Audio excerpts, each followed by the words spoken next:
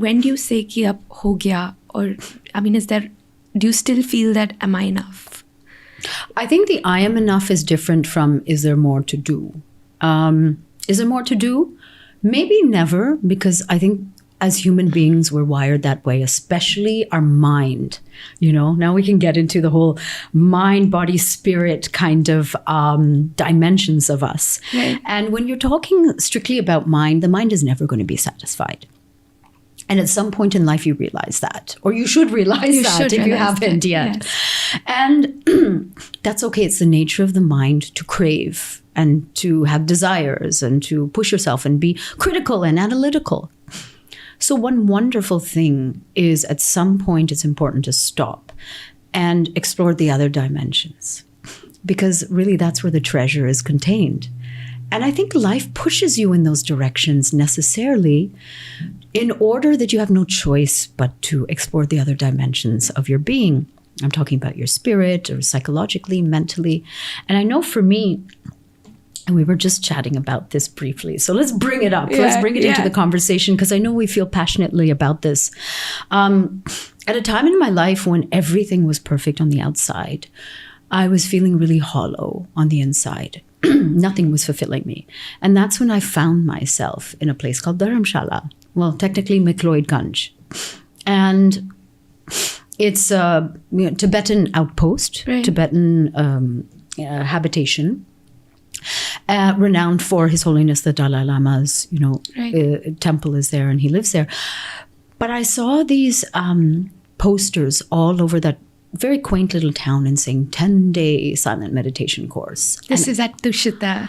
Yes, and it was for Tushita. And I had never thought about meditation before in my life. I had said to myself or convinced myself meditation is not for me. It's boring. I never sit down. I'm too restless. I have too many things to do in my life. I can't even spare 5 minutes to sit still.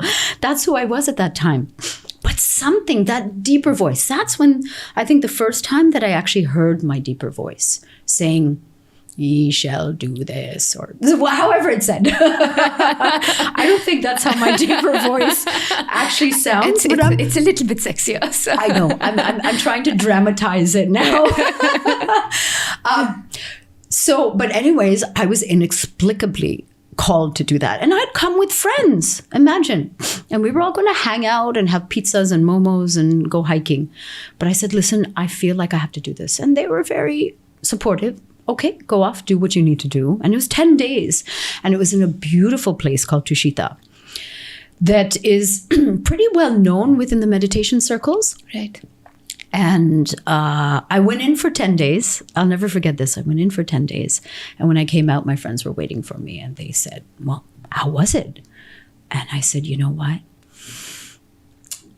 It was the most horrible thing that I've ever done in my life. And I need to go back. No way. Because sitting with your mind when you haven't done it before in the beginning is really tough. Why do you think we're living in a world of distraction? If anything, from that time when I did it to today, I think more people need to be at Tushita than ever before, because we distract ourselves from ourselves through our devices and the chatter in our mind and all of these things. Kyunki, it's very hard to sit with yourself, right. To listen to your mind, because the mind is so critical. And at some point you feel like you're going mad. And that experience and working with my mind through the Tibetan Buddhist techniques that I found transformed my life. Wow. Like that was one of the major transformation points in my life. I don't know where I would have ended up without it, to be honest. But that taught me that the mind is not everything.